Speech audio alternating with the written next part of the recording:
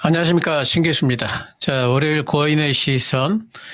오늘도 장은 그다지 나쁘지 않죠. 제가 이제 지난 금요일 날 공방에서 이제 오늘은 또 반등이 아마 나올 거다 말씀을 드렸고요.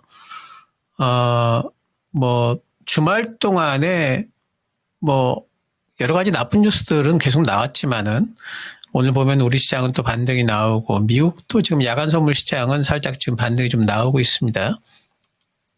제가 지난주 월요일 날 거인의 시선 때 말씀드렸던 게 제목이 그래요. 지난주 월요일 날 그 단기 과열권에 진입을 하고 있기 때문에 양봉올릭은 이제는 그만하자. 이제 이런 말씀 좀 드렸고요.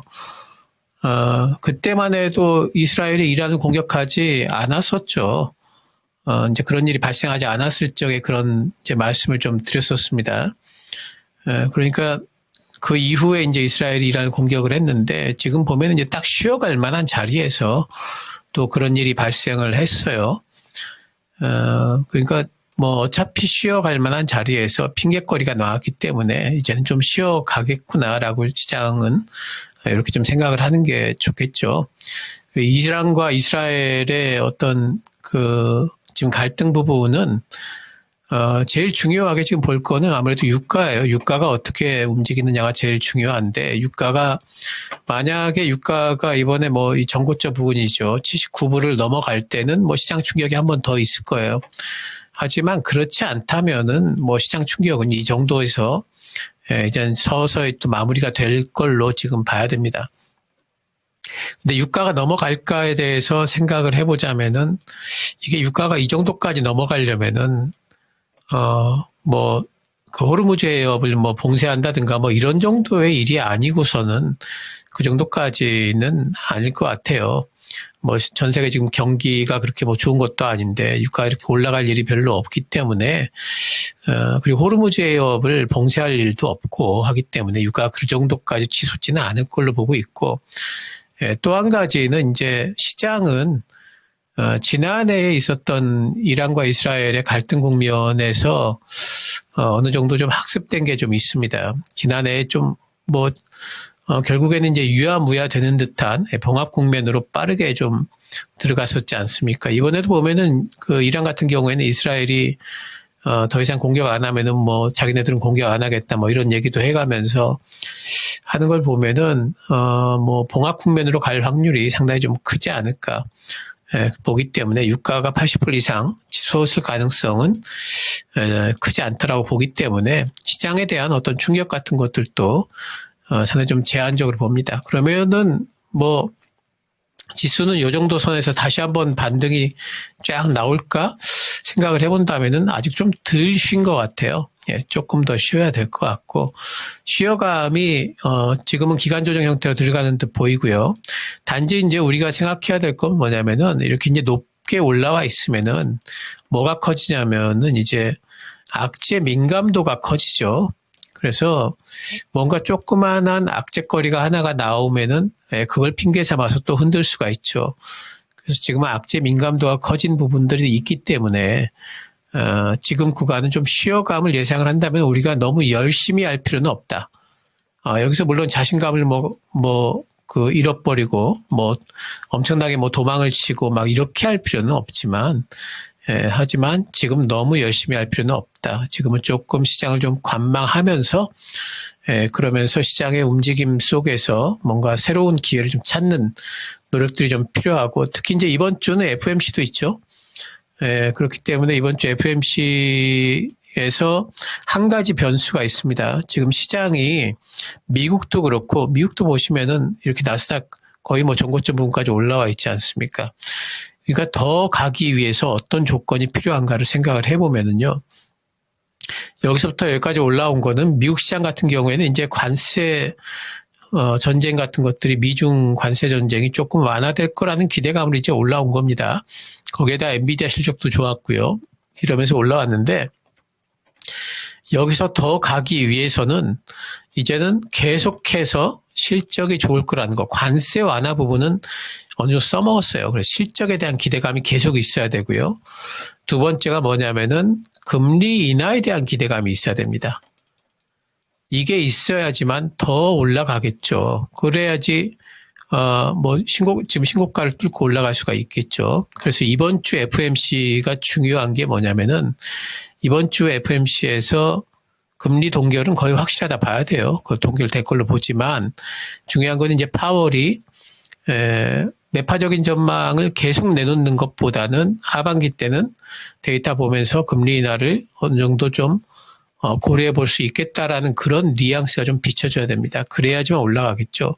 만약에 그런 거 없이 파월이 이번에도 상당히 매파적인 어떤 그런 전망을 내놓게 된다면은 시장은 그걸 빌미 삼아서 한번 흔들릴 수가 있죠. 그래서 이번 주는 우리 시장도 그런 것들을 좀 봐야 되기 때문에 FMC가 끝날 때까지는 옆으로 최소한 옆으로 흐르는 그런 이제 기간 조정 형태를 좀 보일 가능성이 높습니다. 그래서 기회는 FMC 이후에 잡아보는 걸로 하고 지금은 조금 관망하는 이제 그런 스탠스가 훨씬 더 유리하겠다라고 생각이 되고요. 이번 주도 계속 시장은 소강 상태를 좀 유지하지 않을까, 옆으로 흐르는 그 정도를 좀 생각을 해볼 수 있습니다. 단지 이제 종목들은 지금 새로운 모멘텀들이 지금 계속 부각이 된 종목들이 많이 있기 때문에 종목들을 따내서는 좀 다르죠. 특징주들 보면 오늘 방산주들 또 올라가고 있습니다. 방산주들 당연히 이제 이란 이라크 전이 지금 확산이 되고 있기 때문에 올라가는데, 그럼 지금부터 과연 방산주가 계속할 수 있을까에 대해서 자신 있게 얘기할 수는 없죠. 추세를 계속 지금 형성하면서 갈 수 있을까? 물론 이란 이라크 전이 하루 이틀 내에 끝날 건 아니지만은, 근데 중요한 거는 이게 점점 더 확전이 될 것인가 문제인데, 이거를 가늠해 보기가 참 쉽지 않고, 제 생각에는 확전보다는 봉합 국면으로 좀 들어가지 않을까 싶은 생각이 있기 때문에, 방산주는 지금은 이렇게 양봉이 나왔을 때 사기보다는 조금은 좀 관망이 필요하다. 그리고 가지고 계신 분들 영역이죠. 가지고 계신 분들이야 지금 가지고 계실 수 있고, 하지만 제가 방산주와 조선주에 대해 가지고는 계속 눌림목 매매는 가능하다라고 말씀드렸죠. 그래서 방산주를 또 쉬게 된다면은 계속해서 모멘텀이 붙고 있기 때문에 들어갈 수는 있지만, 따라잡기는 지금은 좀 부담스럽다 보이고, 또 이란 이스라엘전 관련해가지고 이제 석유주들도 움직이는데, 이쪽은 워낙 테마성이 강하죠. 한국 석유만 해도 오늘 음봉이 길게 떨어지고, 흥구석유도 윗꼬리가 달립니다. 그러니까 이쪽도 결국에는 이제 석유 유가, 아까 보여드렸던 유가가 어떻게 움직이냐인데, 아마 단기적으로 치고 밖으로 계속 하면서 왔다 갔다 할 것 같아요. 단타 잘 하시는 분들은 들어가가지고 이제 수익 낼 수 있겠지만은, 그렇지 않으신 분들은 유가가 추세적으로 상방을 향할 것인가에 대해서 너무 자신감을 갖고 그렇게 예상하기는 힘들지 않습니까? 그렇기 때문에 지금은 이쪽은 테마성으로 움직이고 있다. 단타 정도 가능하다. 이렇게 보는 게 좋겠습니다. 오늘 또 이제 특징적으로 움직이는 쪽이 삼양식품, S&D 엄청 움직이죠. 근데 이쪽도 지금 이제 많이 올라갔죠. 시장 모르게 살살살살 올라왔던 그런 섹터 중에 하나인데, 불닭볶음면이 지금 엄청나게 지금 잘 팔리고 있고, 또 유튜브 쪽에서 관련 영상이 1억 뷰를 지금 넘었다 하는 것들 때문에 올라가고, S&D는 20% 넘게 올라가는데, 지금은 이제 보내줘야죠. 그리고 이제 한참 눌리면은 또 들어가서 수익 낼 수 있을 겁니다. 요 근래 보면은 이제 이쪽 섹터들이 건강식품도 그렇고, 이쪽도 일종의 음식료인데, 또 급식 섹터도 그렇고, 살살 이렇게 움직인 쪽들이 있습니다. 그래서 시장은 우리가 알게 모르게 이런 틈새 어떤 종목들도 있다는 거, 이런 부분들을 우리가 계속 시장 찾는 노력들을 좀 해야 되겠고, 이쪽의 음식료 쪽은 실적이 올해 계속 좋을 겁니다. 그래서 만약에 조정이 들어온다면 틀림없이 공략해야 될 섹터다, 이렇게 봐야 되겠죠. 그리고 SMR 특별법 그 얘기 나오면서 원전주도 계속 갑니다. 원전주는 두산 에너빌리티는 제가 4만 원 이상에서는 이제 가진 자의 영역이다 이랬는데 더 가버렸죠. 훨씬 더 많이 가기 때문에 조금 제 말 듣고 안 사신 분들은 조금 이제 아쉬울 수가 있겠는데, 하지만 지금 또 사기에도 또 그렇죠. 계속 가지신 분들의 영역이라고밖에 말씀 못 드리겠고요. 단지 이제 SMR 법안이 지금 아직 이제 발의가 되기 때문에 아마 노이즈들도 좀 있을 거예요. 하지만 이 법안이 통과되기 전까지는 이쪽 관련된 섹터들이 움직일 수가 있기 때문에 그 원전주들이 눌린 구간을 활용해가지고 특히 이제 EM 코리아 같은 종목들은 변동성이 심하죠. 오히려 단타하기에는 이런 종목들 들어가서 원전주들 단타로 좀 하고 좀 나오는 거는 충분히 가능한 구간이 아닐까 이렇게 생각이 되기 때문에 모멘텀은 충분히 있어서 눌림목 공략은 가능하다. 하지만 이렇게 양봉으로 쭉쭉 뽑는 종목에 대해서 따라잡기는 좀 부담스럽다. 이렇게 말씀 좀 드리겠고요. 오늘 또 전선주들 움직이죠. 전선주는 제가 꾸준히 말씀을 드렸고요. HD 현대일렉트릭은 지금 신고가 영역에 들어서고 있습니다. 더 갈 걸로 보여요, 저는. 그래서 전선주들 가지고 계신 분들은 더 가지고 계시고요. 그리고 LS 일렉트릭도 지금 올라가고 있죠. 그 전선주들은 눌림목 구간은 아직까지도 충분히 올라갈 잡아탈 수 있다라고 보고 있고요. 미국 수출 증가 그런 이제 뉴스도 나오고 또 우리나라도 지금 이제 데이터 센터를 100메가와트급으로 해서 이제 짓는 그런 사업이 지금 되고 있죠. 그럼 데이터 센터 지으려면은 당연히 지금 이제 전선 전력기기 많이 설치해야 되겠죠. 그런 모멘텀이 아직도 많이 남아 있다는 부분들, 이런 부분들을 우리가 볼 필요가 있겠습니다. 그래서 전선주들은 아직도 갈 폭이 좀 남아 있다라고 좀 봐야 되겠고요. 오늘 AI 얘기들 참 많이 나오는데 AI 관련주 소프트웨어주들이 많이 오르지는 않지만 그 반등들은 나오죠. 코난도 3% 정도, 플리토가 오늘 12% 정도 올라갑니다. 그리고 AI 관련해가지고 서버린 AI 해서 네이버 쪽에, 하정우 씨가 이제 들어갔기 때문에 네이버도 살짝 오르는데 음봉이죠. 그리고 이거 얘기가 되면서 이제 퓨리오사 쪽 관련주들 DSC 인베스트먼트 창수사를 또 올라가고 있고 카카오도 요 근래 이제 많이 올라왔고 카카오는 그 경기도 쪽에 또 투자한다라고 그러죠.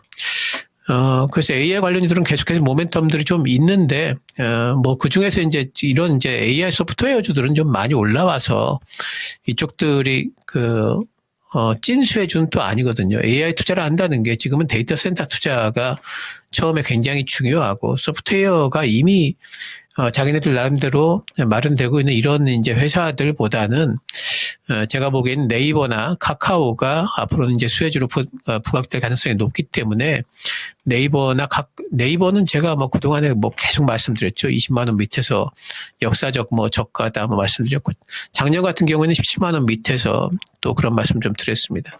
네이버나 카카오는 지금도 카카오 많이 올라온다 싶지만 이렇게 길게 놓고 보면 엄청나게 많이 빠졌지 않습니까? 네이버나 카카오 쪽으로 이제는 또 시세가 붙을 수가 있습니다. 이게 큰 종목들이긴 하지만 이제 한 번씩 움직이면 엄청나게 또 많이 움직이거든요. 그리고 만약에 하반기 때 금리 인하에 대한 어떤 전망들이 또 덧붙여진다면은 또 이쪽으로 상당히 유동성을 타면서 올라갈 수 있기 때문에 네이버, 카카오 여전히 관심주다 좀 보셔야 될 것 같고요. 스테이블 코인, 지역화폐 이런 종목들 있죠. 오늘도 이제 움직입니다. 이쪽도 법안이 통과되기 전까지는 계속 이제 왔다 갔다 할 거예요. 한국정보 이제 다날, 헥토파이낸스는 지역화폐 쪽이죠. 갤럭시아는 스테이블로도 엮여 있지만 STO 쪽으로도 엮여 있고 다 법안 통과에 대한 기대감들이 있기 때문에 단타는 계속 가능하다 봐야 되겠고 근데 단타 못 하시는 분들이 이런 쪽 들어가시는 것보다는 단타 좀 할 줄 아시는 분들이 들어가셔가지고 매일매일 조금씩 수익 좀 내면서 그리고 시장이 좀 쉬어갈 때일수록 이쪽에 단타하기가 그렇게 어렵지 않은 그 섹터거든요. 그래서 이런 쪽에서 조금씩 팝콘 먹듯이 그렇게 좀 해주는 거는 가능하겠다 싶습니다.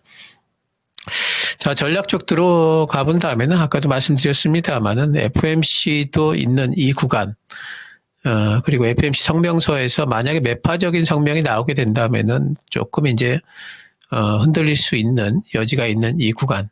아까도 말씀드렸습니다만은 지금은 그 악재 민감도가 지금은 커질 수가 있는 구간입니다. 오늘 우리 시장이 반등이 나오기 때문에 이대로 또 올라가나 보다 이렇게 생각하기보다는 지금은 최소한 옆으로 흐르는 정도의 기간 조정은 들어올 것이다. 기간 조정이 들어오다가 그러다가 뭔가 하나 핑계거리가 생기면은 한번 훅 빠지는 가격 조정도 충분히 가능한 구간이다 봐야 됩니다. 그래서 지금 너무 열심히 하시기보다는 지금은 시장을 좀 관망을 하면서 새로운 기회를 좀 기다려야 되고요. 시장 전체적으로 본다면은요, 지난번에 이제 올라온 구간을 보면은 이렇게 전체적으로는 박스권 아니었습니까? 1001선 넘는 게 굉장히 중요하다 계속 말씀드렸었죠. 1001선 넘을 때까지는 이건 반등입니다. 이건 상승이라기보다는 이건 일종의 반등이고요. 이 반등은 결국에는 이제 무역 분쟁이 조금 완화된다. 그리고 이제 아무래도 정치 이제 불확실성이 좀 해소된다 이러면서 올라왔던 거고요. 그 이후에 작년 고점까지의 또 구간이 있습니다. 이거는 이제 1차 상승 구간이죠. 그래서 이 1차 상승이라는 건 정책주 위주로 나왔지 않습니까? 그래서 결국에는 이제 허니문 랠리로 봐야 되는데 이 허니문 랠리가 계속될 수는 없기 때문에 허니문 랠리에 대한 어떤 정점은 이제는 지나고 있다라고 봐야 됩니다. 하지만 이제 물론 정책주들이 한 번에 확 꺾이진 않아요. 하지만 정책주에서 다른 쪽으로 매기가 이제 이전되는 그런 과도기로 봐야 됩니다. 계속 올라간 종목만 계속 사댈 수는 없잖아요. 그쪽은 이제 왔다 갔다 하면서 매기가 조금씩 빠지고 그것이 이제는 매기가 다른 쪽으로 이전이 돼야 됩니다. 근데 어느 쪽으로 과연 이전이 될까를 본다면은 이 이후에 또 상승이 나올 텐데 이제 하반기 때도 상승이 나옵니다. 이때의 상승은 계속 정책 모멘텀으로만 갈 수는 없잖아요. 그럼 결국에는 시장 본연의 실적이라든가 또는 유동성 이런 것들로 가게 돼 있습니다. 그래서 유동성이라고 그러면 성장주를 봐야 되고요. 그리고 실적이다 그러면 실적주를 봐야 됩니다. 그래서 지금부터는 우리가 이제 눈을 돌려야 될 곳이 실적주, 또 성장주 이런 쪽으로 다시 또 하반기를 또 준비하는 그런 입장에서는 다시 또 눈을 또 돌려야 됩니다. 실적은 어디서 나올까? 그러면 하반기 때는 당연히 반도체에서 나오죠. 그래서 반도체는 제가 꾸준히 말씀을 드리고 있고요. 반도체는 지금 이렇게 오늘 삼성전자 눌리지 않습니까? 반도체 소부장 다 눌리죠. 이럴 때 반도체들 지금 잡아 나가야 되는 시기다 이렇게 말씀드리고요. 항시 안 움직이고 뭔가 좀 안 좋을 듯 싶을 때 그런 종목들을 사 모아야 됩니다. 그리고 지금 좋은 종목들은 단기 정도, 단기 매매 정도 하시는 게 훨씬 유리합니다.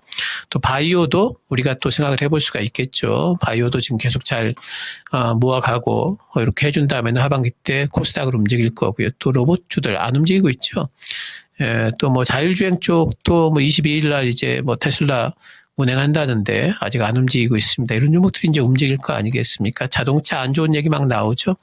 안 좋은 얘기 나올 때가 저점입니다. 게임주들 같은 경우에 올해 또 신작 모멘텀들이 있습니다. 그래서 이런 종목들이 이제 하반기를 움직일 거고요. 지금 핫한 종목들 위주로 너무 그쪽에만 빠져 계시기보다는 뭔가 좀 하반기를 준비하는 이제 그런 종목들도 우리가 눈을 돌려야 되겠다 말씀을 드리겠습니다. 이번 주는 어쨌든 조금은 좀 우리가 너무 열심히 하지는 말자 말씀드리면서 신기수였습니다. 감사합니다.